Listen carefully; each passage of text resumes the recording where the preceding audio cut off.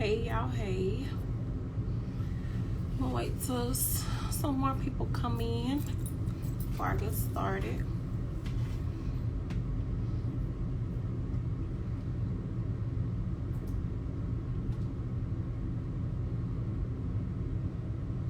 Hello, how are you?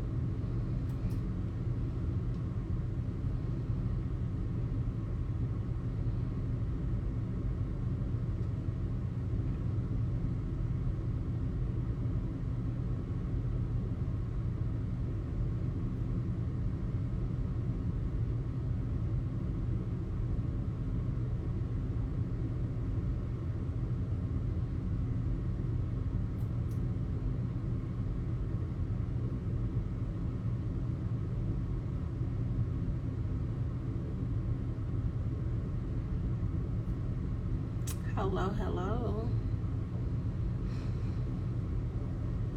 How are you? How are you doing? How is your day? How is your Wednesday going?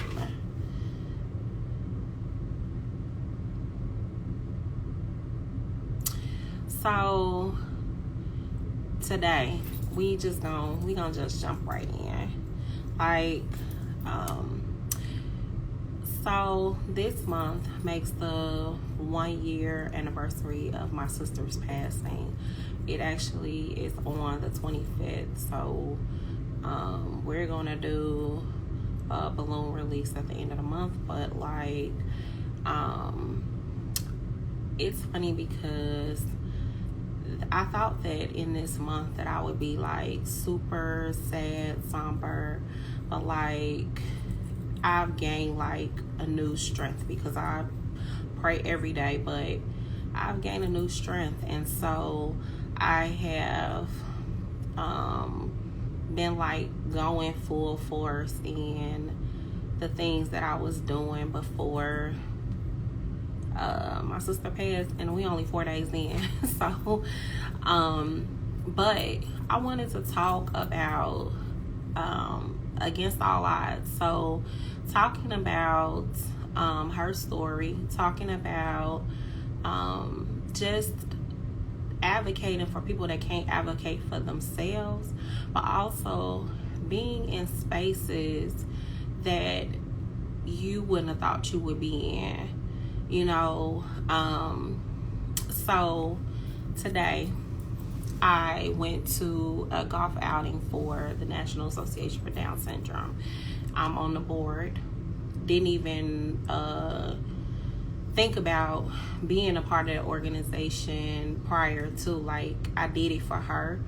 And the events that we did previously were for her, so bowling, whatever they had, so that she can interact and engage with people that were just like her. So last year, I wanted her to, this is all tied into my actual dissertation too. So I reached out to them just to partner with them for it, and they were basically we admire the fact that you're a sibling of someone with Down syndrome, so we would like for you to join our board of directors. And I was looking what? And they're yeah, we feel like you have a lot of things to offer and all of this different kind of stuff. And so I actually consulted with one of my friends, shout out to her, because she was the one that was girl, you're gonna be in a space where no one else has charted these territories of your color, of your background, nobody. So do it. And I was I gotta think about this because it's a lot, but decided to go ahead and do it. And even though initially I felt uncomfortable, I felt like I did not belong, because it is predominantly white, and that was the thing that was challenging to me because I'm like, okay, you know, nobody looks like me. But they had people who were like self-advocates. So that's the people that actually have Down syndrome that are part of the organization. They have people that donate or volunteer that are African American. But to be an African American and be a sibling on the board, they didn't have that. And so it's just been really like interesting, because even today I felt like, okay, maybe I shouldn't go and things like that. But then when I thought about my sister, and I'm like, if she was here, we would be going to this. So let me get up, let me go. And when I got there, it was so funny because people knew who I was before I even got there. Like, they were like, we heard about your story, we heard about your sister, you know, we heard about the good things that you're trying to do. And I'm like, what? So it just made me realize like what I am doing and what I plan on doing is really like a big deal, because it will create a different avenue that has not been traveled before. So backstory, my sister had Down syndrome. She passed last year, but she had Down syndrome. She was born with a hole in her heart. A lot of it's common, I'm not gonna say a lot, but it's common for them to have health defects. But there are a lot of children who have Down syndrome who don't have those types of defects, but it's common for them to have those defects. And most doctors will tell the mother not to have the child. I don't know why they're doing that in the 2000s, but they were definitely doing it in the 80s when my sister was first born. And they always offer that as an option, which I really want to find out why that is something that they're telling women when those women are carrying those babies, and those babies live to have full productive lives. So I don't fully understand why they do that, but that's something else that can be researched at a different time. But anywho, she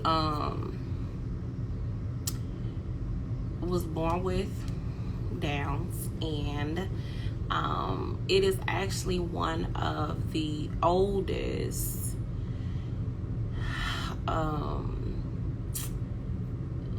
what they would say intellectual disability, because it was found out about by John Downs in 1866. So he is the one who discovered it. And it was basically that they have an extra chromosome.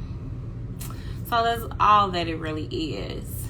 A lot of them become, you know, productive members of society. They are athletes. They are teachers. They do all types of stuff. And there's so much improvement that has been made since the 80s, of course.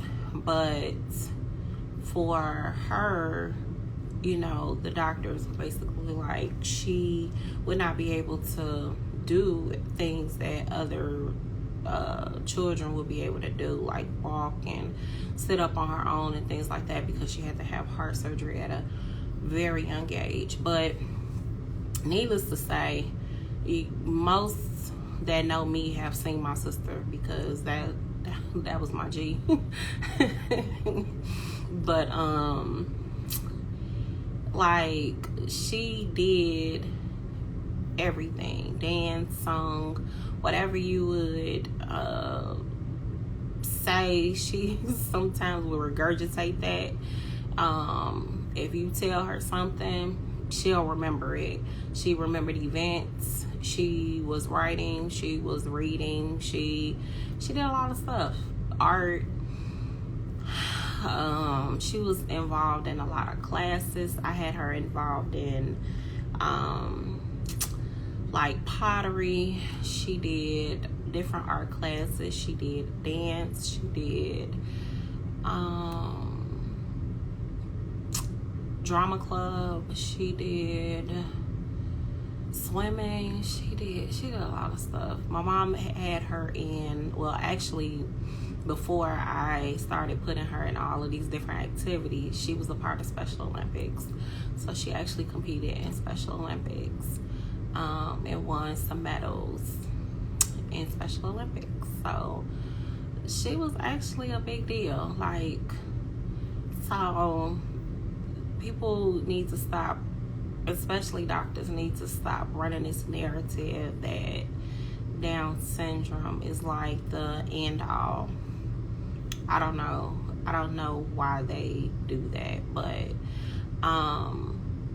growing up though with her, I always, because she was so nice and sweet, like as a big sister, I always felt like I had to attack and protect, okay? So you look at her the wrong way, I was going off. You say something to her, I was going off. So needless to say, I didn't care who you was, parent, aunt, I didn't care. If you said anything or looked at her sideways, I'm coming for you. But that was the type of protection I felt like she needed.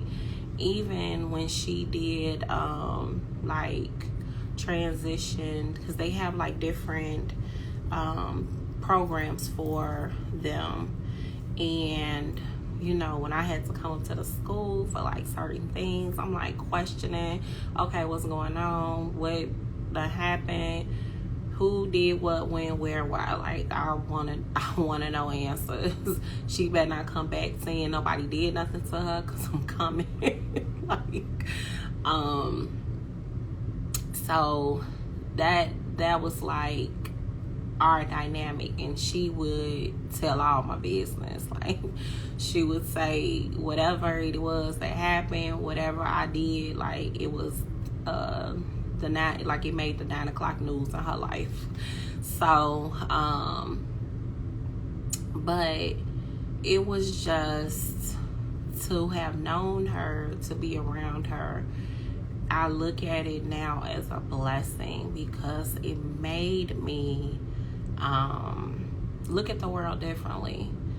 And that's the one thing I don't understand, and I'm trying to, because I guess grasp the concept of, you know, everybody doesn't think like us when it comes to people. Like everybody doesn't think like me, I should say. And I think that having her in my life has made me look at people differently, their circumstances differently. I think that if she wasn't around, I probably wouldn't have that sensitivity that I do to try to understand a person, rather than pointing a finger and saying, you know, they're just this way or whatever. Like I actually am like, okay, what's going on with them? Something has to be going on, the reason why they're the way that they are. So that is all due to her. Even looking at the way that she was just unapologetically her. Big personality, little bitty person. Like really, really crazy. Like she was like 4 feet tall, and she looked like a kid even at 30. Like she was 30 last year. And she just was full of life. Like, I'll probably be posting like videos and different things. Different, like, she went to different dances, different things, so I'll be posting those things. Most of the things will probably be on the Empower Society app page, so if you want to see some of those things, you can just go over to the app page on Instagram. So that's the other thing. If it wasn't for her, I would have never thought to actually create an app that has resources in it. I'm still building it, like, as far as the resources. Now it's being built out by state, so putting in the different resources for people with intellectual disabilities and, you know, their families will all be in that app. So, like, no matter what state you're in, the app will be able to show you whatever resources is in that area. So I'm still building on that as we speak. But it's so funny because when I was at the event today, and the parents there already knew who I was, and they knew about the app, and it was just so weird because I haven't been promoting it because I've been having a difficult time actually chugging through that part, because to me it was all for her. So without her being here, it just makes it a little bit more challenging, because I'm like, that was really my why. So for them to say this is something that is really needed, like, it's necessary, and, you know, you're doing, you know, something that's like wonderful, I'm looking like, me? Oh my goodness. So it's funny how God will use you and put people in your life for a certain purpose. And I never thought that I would have gone down this avenue as far as creating an app. And the app is already in the App Store, so that's the other part. It's in Apple, it's in Google, but I haven't been promoting it like I once was.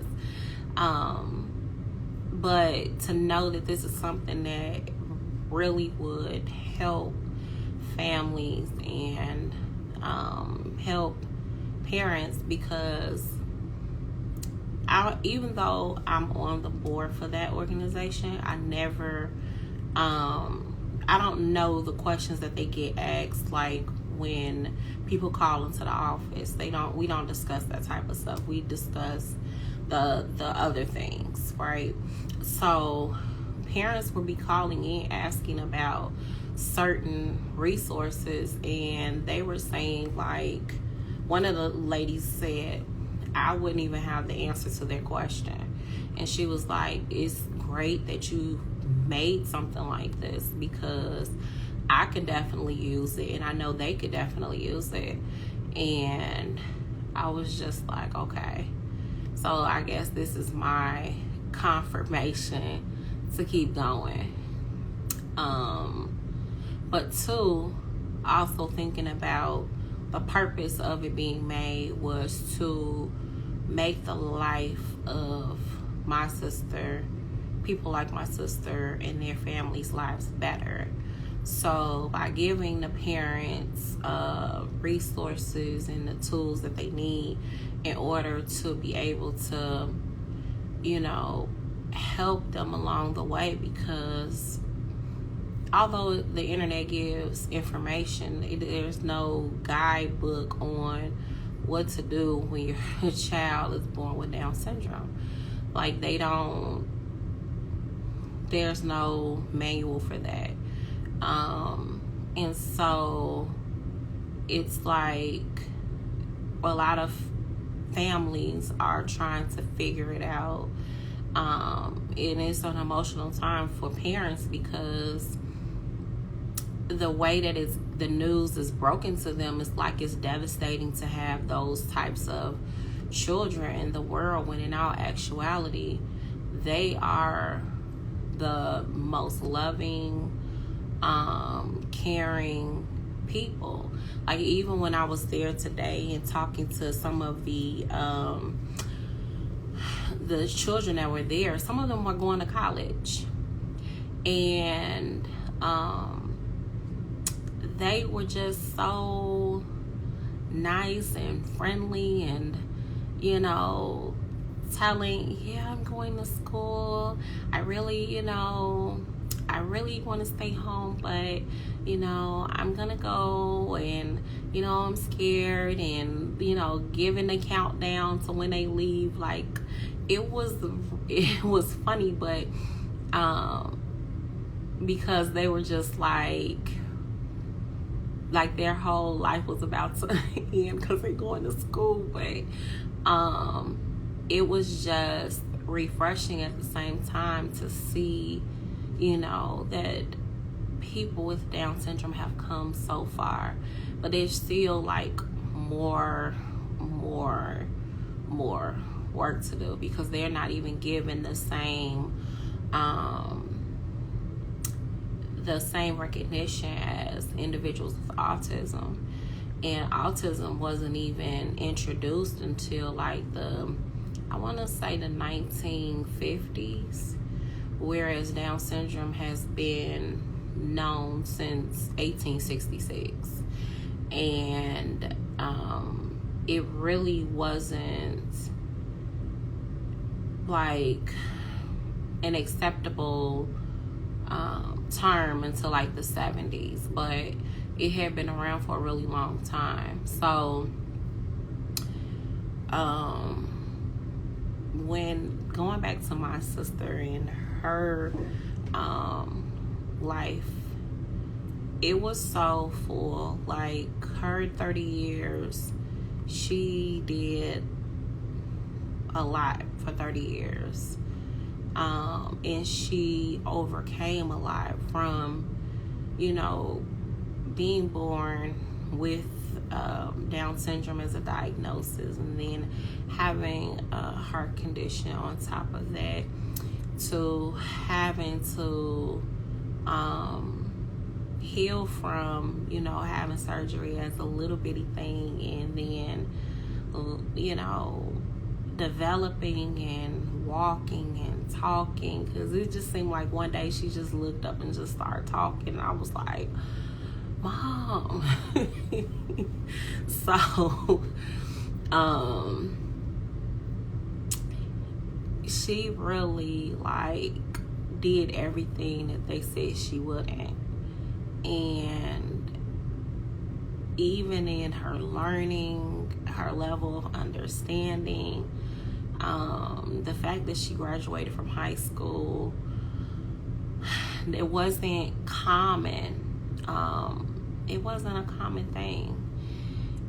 And so now it has become more common for them to graduate from high school, to going to college, to working in schools, because she worked at a school. There were actually a few of the self-advocates that I talked to today. They are working at schools, but it's like they've come a long way. Like, she came a long way. And just being there to witness, her journey, and looking at life through different lenses. And I can say, really looking at over her life, that she went against all odds. Like, she persevered despite of, and it was never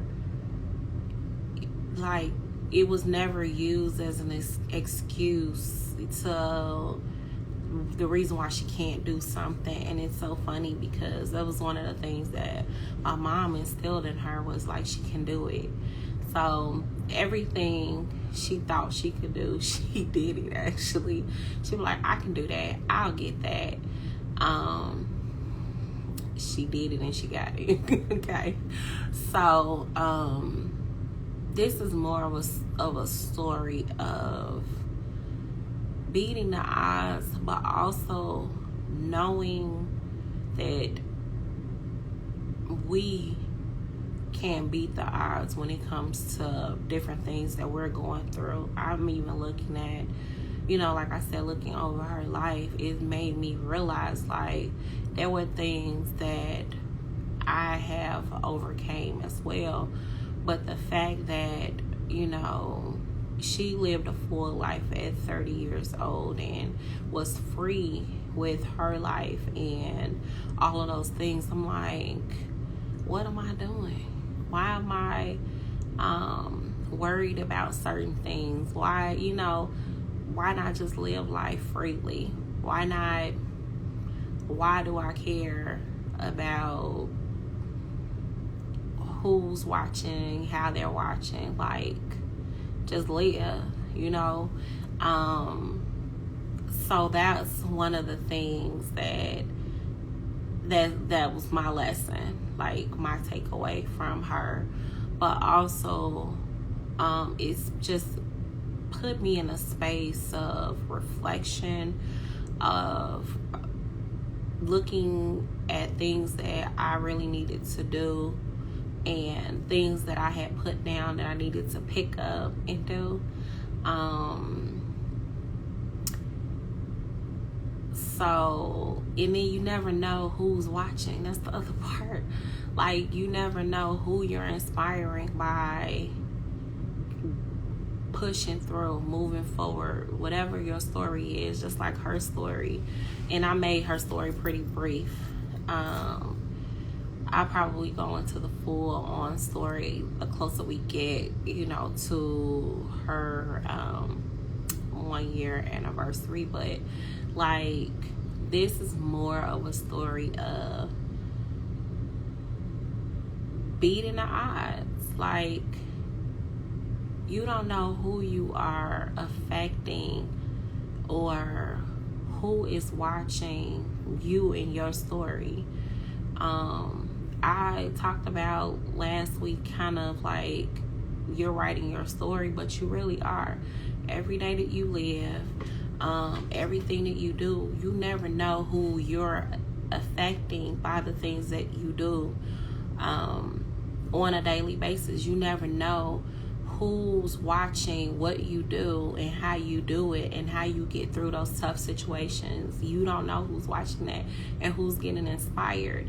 And to see people, to even today, me being at that event, and those people were like, this is needed and this is necessary and this is like really good. I'm looking like, wow, like I wasn't expecting any of that. Like, I haven't been doing anything because I expected somebody to give me a pat on the back, but it was just like, it felt good, because you never know who you're touching, whose lives you're touching. So I want to say this: whatever your story is, and we've had good times, we've had bad times as individuals, right? We have our ups and downs. But whatever your story is and however you are getting through it, just know that when you get on the other side, that you have beat the odds, because in those times, those things they said that you would not do, you have done them. Those places that they said you would not go, you have gone. When you have gone on the other side of your fears, of your struggles, of your whatever it is, it's like you don't really see how you are affecting someone, but you really are. Like, people really be watching. Like, they be watching. They like be looking. Because I've even had people on the empower side, like when I have gone in to look at messages, people have said to me, like, you are really inspiring people, keep doing what you're doing. And I'm like, what? So you just never know. Even with this, people have said the same thing, and I'm just not. I was the purpose, and that's the other thing. Moving with a purpose is so important, because when you move in your purpose, then things come naturally. Things actually open up for you without the super duper struggle. A lot of times we are going against our purpose, which actually makes our road harder. When we keep knocking at that door that's closed, but we don't see the other door that's open, you know, it's like we have tunnel vision sometimes, and we can't see like what's on the other side. Like when that door is open on that side and it has like all of the things that we want, a lot of times we don't see that. So like, operating in your purpose is key, because you don't know who you're truly affecting, but it also opens so many doors for you to affect more people, affect more change. So figuring out what your purpose is very important, but also that's the story of beating all odds. When you have come from, you know, like us, the west side of Chicago, and then that was not an easy thing. My parents coming from the west side we then moved to Maywood, which is still west. Maywood was just like a step above. And then moving from that to Country Club Hills, like, that was a struggle. My parents struggled to do that. That wasn't given. That was like work. And to have kids while doing that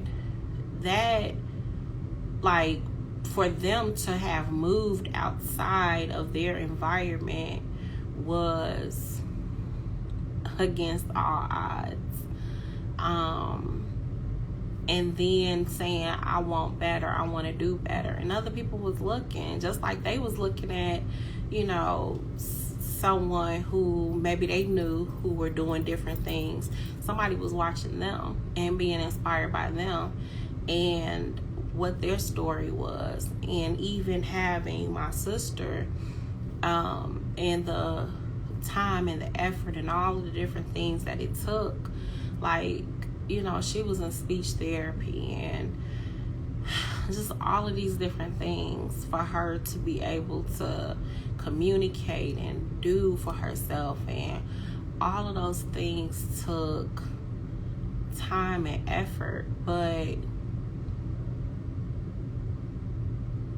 it was like, once she got what she needed and she was going full throttle, like no brakes, like, but it's so funny because everything happens for a reason and a purpose. And it's like, now I'm able to talk about her story, and I didn't even think that I would be able to do that, because even earlier today I was able to talk about her no problem. Like, when I tell you, for this past year, I be having days where I just be bawling, and it's like, okay, now when I have those, now it's moments. It's not a day. It's not several days. It's like moments. And I allow myself to have those moments, and then I get you know, get it together. But like, knowing that she was here for a purpose, and that purpose was to help others to see where one, their kids could be, because there have been parents that have told me that they get inspired when they saw her. Like when we would have classes, they were inspired by her because of her level of conversation, interaction, her freeness, you know, the things that she was doing, and the fact that she was just so involved in all of those things. They were inspired. They wanted their kids to be like that. But also, her life inspired me and fueled my purpose in creating an app and creating an organization. Last year, before she passed, we did a school supply drive, and we gave away school supplies to people with Down syndrome. And I didn't even expect, this is crazy, because I didn't even expect the donations. I didn't expect it. Like, you know, I said if you wanted to donate any supplies, or if you wanted to, you know, give or whatever, I put it out there, but I really didn't expect it. And this lady was just like, you know, looking at the story of you and your sister, and I watch, you know, your videos and different things that you post about her. She was like, I really want to donate. And so she bought, like, she was like, are you near Walmart? And I'm like, yeah. And she bought all of these supplies and added to what I had already purchased out of my own money. I had purchased like a gang of supplies, but she had bought supplies, and she, you know, asked if I can just go pick them up, and that was it. They was already paid for. And I was just blown away, because I really wasn't expecting it. And that's when I did that post about operating in my purpose. That's when I got the feeling that I was like, okay, this is what I'm supposed to be doing, because it just came so easily, and there was no extra push that I had to give. It wasn't like I had to, you know, reinvent the wheel or beg or plead for anything. It just, the doors just open. And so to know that because of my sister, it has allowed me to inspire and empower other people, it's been amazing. Like, and I didn't come to this discovery really until last year. Like, I had been had her in classes, like I was running around like a chicken with my head cut off, trying to get her back and forth to whatever it was that she wanted to do. But it didn't dawn on me, and I always said, you know, I would join organizations that empower them, that will advocate for them, that will, you know, deal with public policy and changing policies as we know it, on medical, on marriage and different things, which I'm actually also a member of another organization that focuses on public policy. And before my sister passed, she was actually able to we did a Zoom meeting with Senator Dick Durbin. And so when we were talking about different things regarding individuals with Down syndrome, and, you know, as it related to COVID. So that was like an awesome opportunity, and I'm glad that she got to do that before, you know, she passed. It was like a lot of the things that she got to do, a lot of people don't even get to do in their lifetime. But I'm glad that she beat the odds and was able to excel and exceed the expectations that was set on her life. And I'm here to tell you that you can do the same thing. Like, you can persevere and you can exceed those expectations that people have put on you. You know, sometimes people hold you to these old standards and these old habits and these like old ways, or even their own fears. They will put that on you and make you think that this is like whatever it is that you want is not important, or this is just the end, you know, like there's no alternatives to whatever it is that you're dealing with. People will put those expectations on you, and it's like really, really crazy that people do that. But it's been going on for a long time. So for you to retrain your brain to say, you know what, I am not what those people say that I am. I am not a product of my environment. I am not, you know, whatever they made me out to be. I am not a victim of my circumstances. I am not, you know, whatever, if it's medical conditions that you're going through, I am not, you know, whatever they put on you. But to say, I'm going to do this, and then make up in your mind that you're going to do it, it's just that easy. And you actually do it. That's perseverance. And it's also beating the odds, because in their minds, this is what you're gonna do. Like, they've never seen anything other. Just like the doctors, when they were like, oh, you know, she's not gonna live. That's the other part. She was not, I think the age expectation then was probably, it was younger than 27 or something. So they were only expected to only live maybe to their early 20s.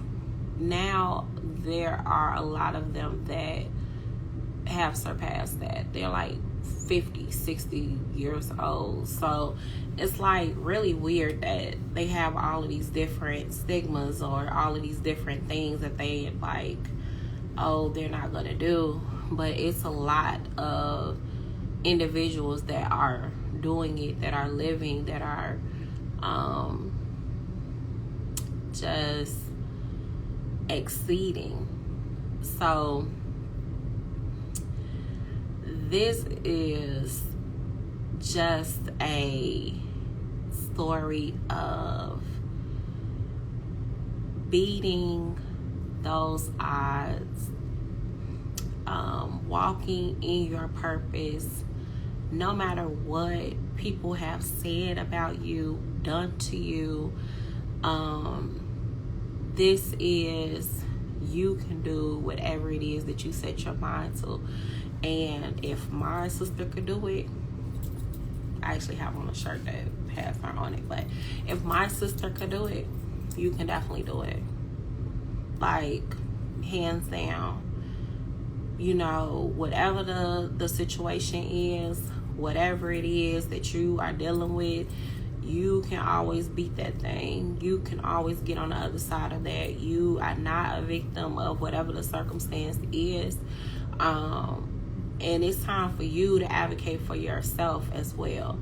Like, I did put that, you know, in my previous video about parents and siblings advocating for children with disabilities, but also people need to learn how to advocate for themselves, because that is where it really is. Like, that's where the issues really lie. When you don't advocate for yourself, you let a lot of things go. You let people get into your head and push their own agenda in your own head, in your life, in your space. So you gotta advocate for yourself and say, nope, this is not who I am. This is not what's gonna happen. You gotta say those things to yourself. And a lot of the things, because I had a conversation with one of my friends a while ago, and they were like, oh, you're always, motivating, and, people have motivated you. And I'm like, no, there ain't no pats on the back that I be getting, ain't nobody telling me like, oh, you doing a wonderful job. No. This just started. Like, outside people been telling me this, not family, not friends. I didn't have people telling me like, oh, you're doing awesome. So no, I didn't have that. I had to motivate myself. I had to say, this is what I want to do. This is my goal. This is my dream. This is my whatever. And that's what I did.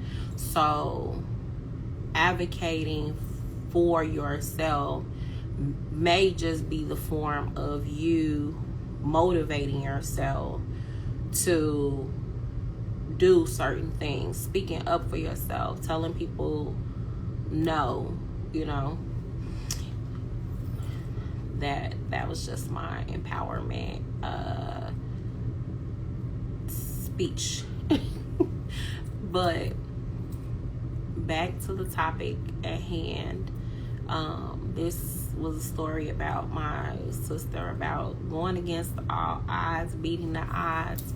The other thing that I wanted to discuss was just why is it that in our communities we look at disabilities as a stigma? Like, when I am in white communities and white spaces, they don't look at it like that. They're like, how can we help, little Johnny get to where he needs to be? They will pull out all the stops, find all of the resources that little Johnny needs in order to do well in school. Whereas that's not the case for us. Like, we as a culture look at it like, oh, there's something wrong with that person, or there's something like we like make fun of or whatever. And I find that it's so bad that when parents actually have children that have disabilities, they're scared to talk to family and friends about those children, about what's going on, in fear of being judged, in fear of not being accepted, or their child not being accepted. And that shouldn't even be a thing, because each and every one of us has something going on with us, has some quirk about us that everybody does not like, has some area that we struggle in. And it's crazy that we make people feel like they're less than because they are born differently. We need to stop that, and even educating our children on there are different people in the world. Everybody is not born the same. Everybody does not operate the same. Because when you go to white schools, they are taught that. Our white communities, they are taught that. They are more accepting of those with disabilities than our own community, and that's wrong. That is wrong on so many levels, because there are a lot of people that even have disabilities that have not even been diagnosed, and they're grown people. And that something's off about them. And a lot of the times it's because their parents didn't get that child the help that they needed, for fear of being judged or whatever.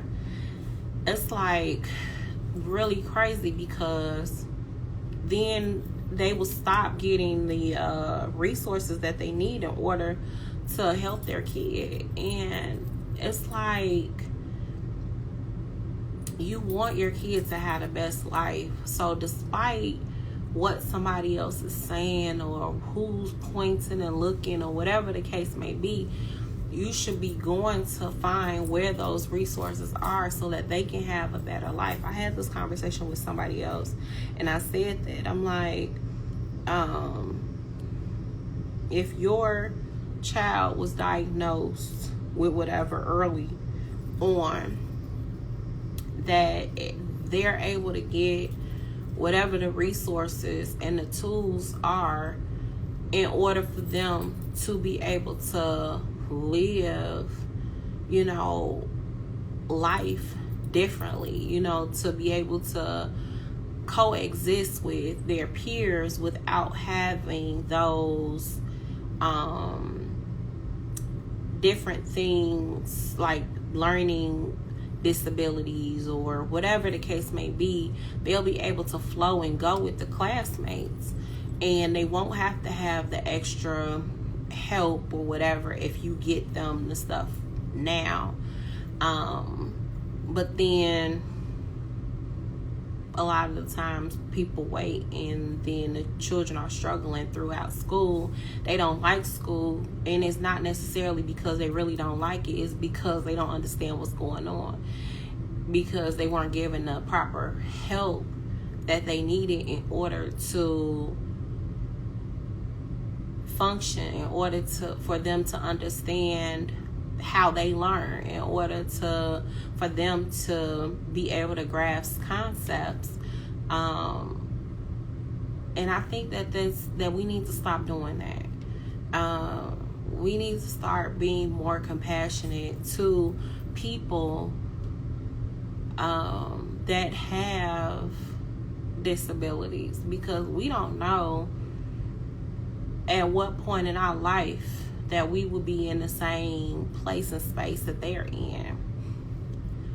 And it's crazy because there are people who have been fine in their, let's just say their 20s, and then all of a sudden they have a car accident and they're not the same. Their brain function is not the same, or they lost limbs, or whatever the case may be. Now they're disabled. But before that, they might have been the same ones that were talking about somebody that's disabled. So we have to start thinking of, what if tomorrow something happened to us where we are not functioning the way that we once were functioning? What if we woke up and our brains didn't operate the way that we thought it should operate, and now we actually legitimately have, some type of a disability? Like, how will we want somebody to handle us? How will we want somebody to deal with us? We need to really start assessing that, especially with this COVID. I will say that because there are a lot of people that have gotten COVID and winded up with early onset Alzheimer's. Like, they were fine before, and now they're having issues with their memory. They're having issues with their body functions. They're having issues with certain things.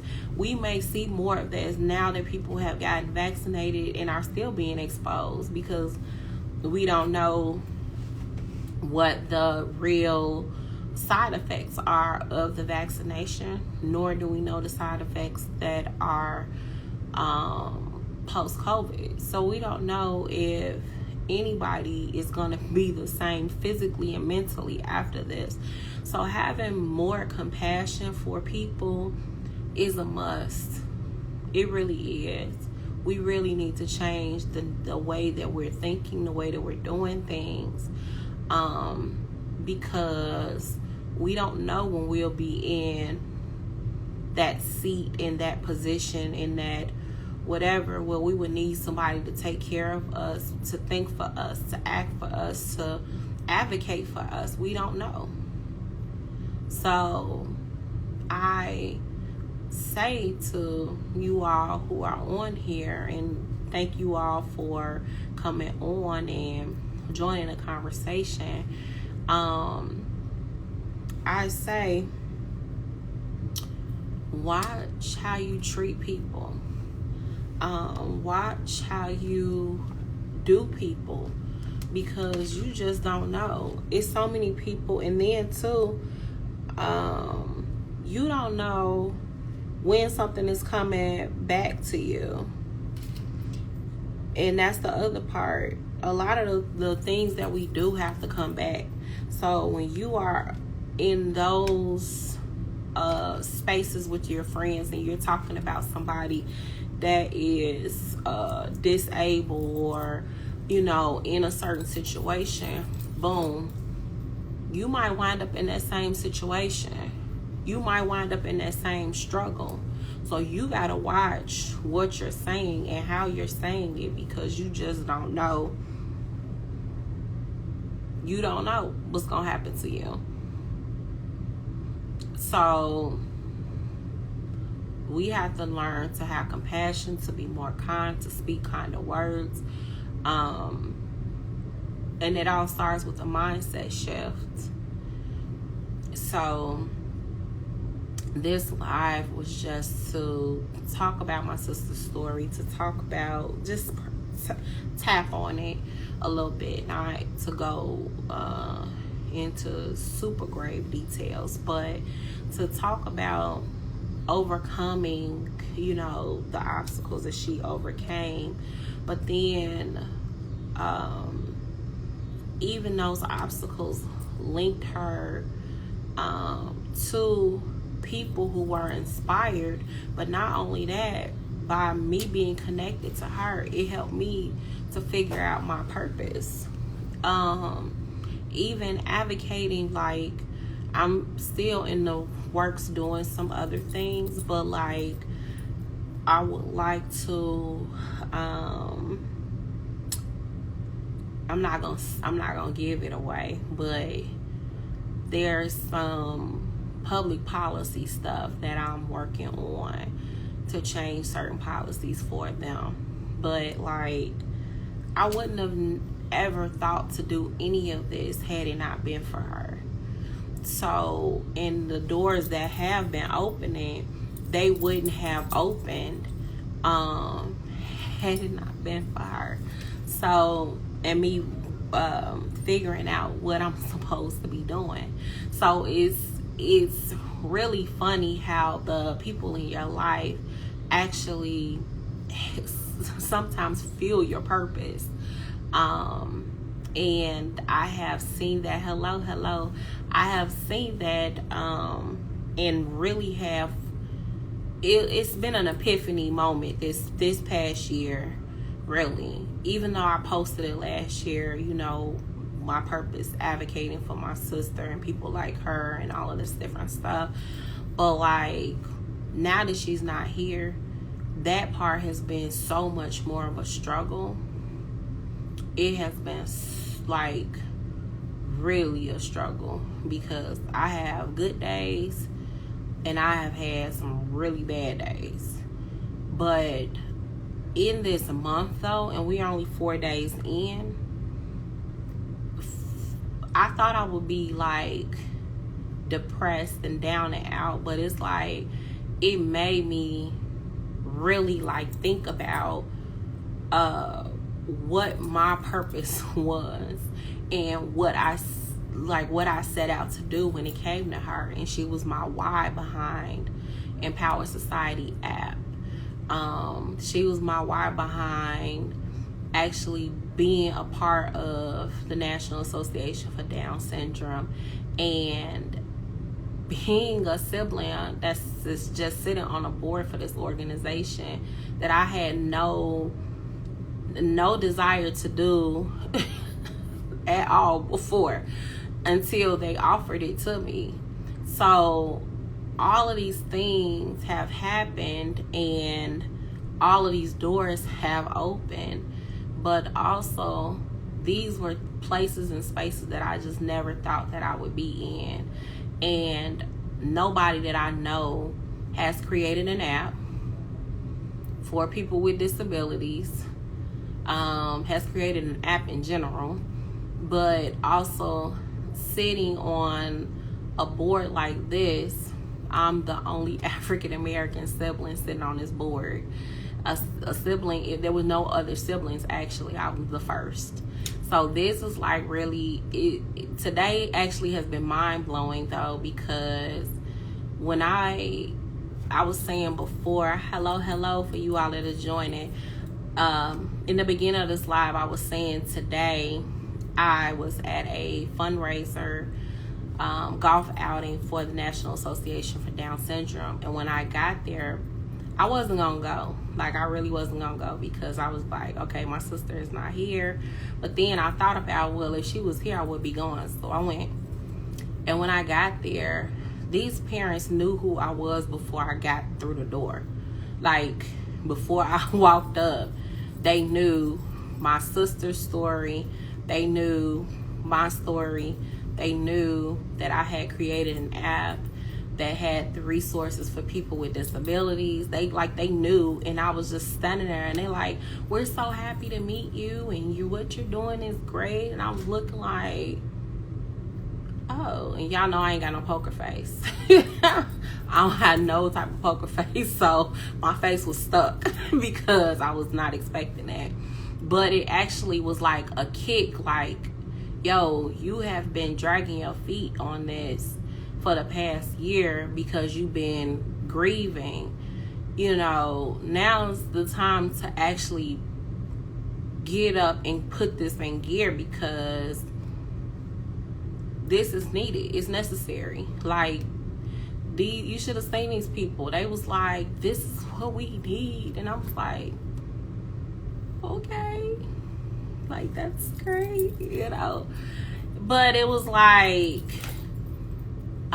one of those things that was just like, I did put that out there. I was giving this was what was given to me as my purpose, to advocate for those who could not advocate for themselves.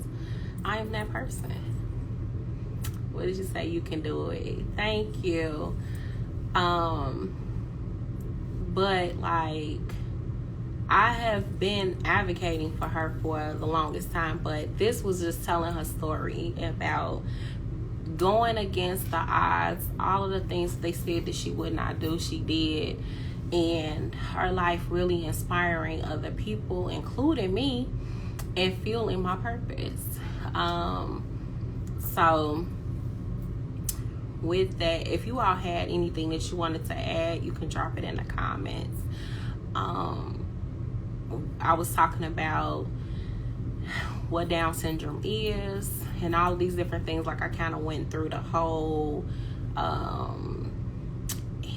not whole history, but I went through what it is and the things that they said she wouldn't do that she did, and all of these like different things. So I went through that stuff earlier in the conversation for those of you all who are just joining. So when I post this, you will be able to go back and replay that. But also just being an advocate for yourself, and you need to really like get on your stuff. Like, this is one of those moments today that was like, get on your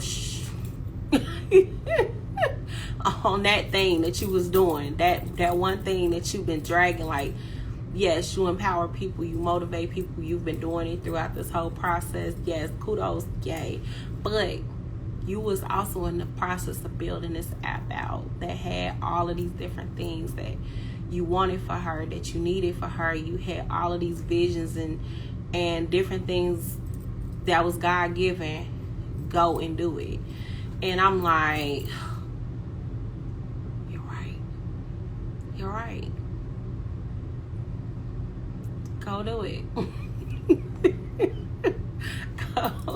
Go do that. So like, the app was the only thing that I was actually really like having the hardest time with, like, because it's Empower Society. I know that I empower society, but it was hard for me to actually go in the app, put in the motivational messages that I had every day. Like, I literally would schedule out the motivational messages that would push out. So every morning, 7, 12, and 7 at night, it will push out messages 3 times a day for motivation, inspiration, empowerment. It has business listings and all of these different things in this app. It's already in the app store, but adding more resources to it is what I was supposed to be doing. And I was dragging. Even posting on Empower Society page was a struggle. Couldn't do it without tearing up. But I don't know, 4 days in to this month, and it almost is marking a year. We're almost at the year mark. On the 25th, it'll be a year. I have been like, I have to do this. Like, my mind has been, even the first, I was like, okay, you got to do this. This is what you're supposed to be doing. You know, you got to go full force with this thing, because this is the one area, and I'm going to say, I've been empowering and inspiring, but this was the one area I was dragging in because it's attached to my heart. No lie. So this is me being honest. And it was hard. Like, it's been hard. Like, y'all don't even understand. To lose a sibling that was like a child to you is like devastating. And when I say like a child, like your child, like you almost, like you birthed them yourself. Like, literally, that's how I felt. Like, so it was really difficult for me to navigate. Like, I went through a whole like, it was just not good. It was not good. So God has been keeping me. I will say that, because I have been really like praying in my word, meditation, affirmations, like, because I was not in a good place.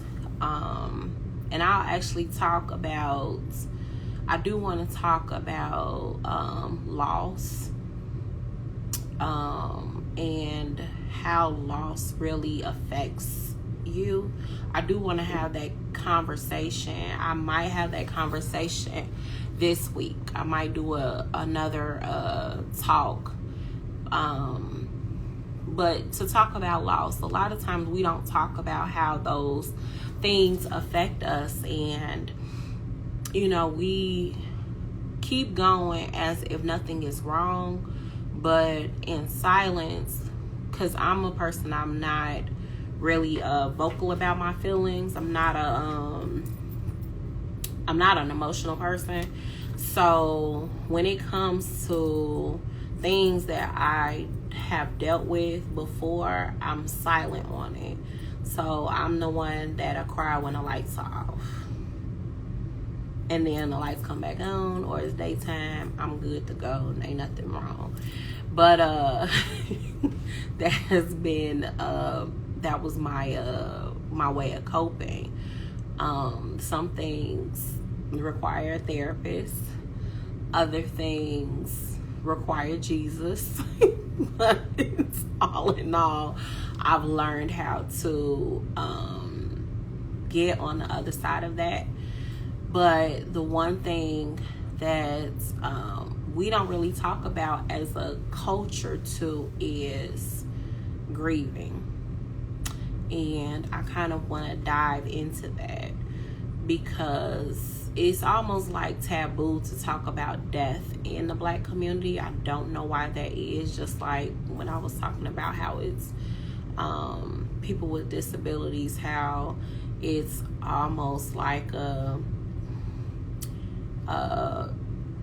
taboo type of thing to talk about, but also people, it's like a stigma attached to it. They're like scared, or they have their comments and all of these different things. It's the same way with grief, though. We don't really talk about grief and how we get through grief and to grieve properly. Like, it's okay to cry, to, you know, if you gotta go somewhere and yell, scream, let it out, meditate, walk, you know, all of those healthy things through grieving. But there's no time stamp on grieving. There's no manual on how to grieve. But I think that's a necessary conversation, because I've had different types of grief, and different types of loss, I should say, from losing a father to, you know, grandparents, lost a boyfriend, lost my sister, and that one hurt more than all of them. I will say that one was like, that took the cake. I would say that. So I think that's the conversation that we could have about grieving. And I'll see if I can pull on a therapist to actually talk about that. I'll see what I can do in regards to that. But I think that's something that we should have a conversation about. What y'all think. Let's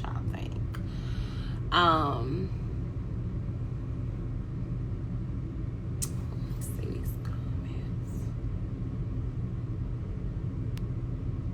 Okay. So yes, that was all that I was going to talk about today. I talked about my sister's story, how she impacted the lives of people around her, how she impacted my life, how she inspired people, how she inspired me.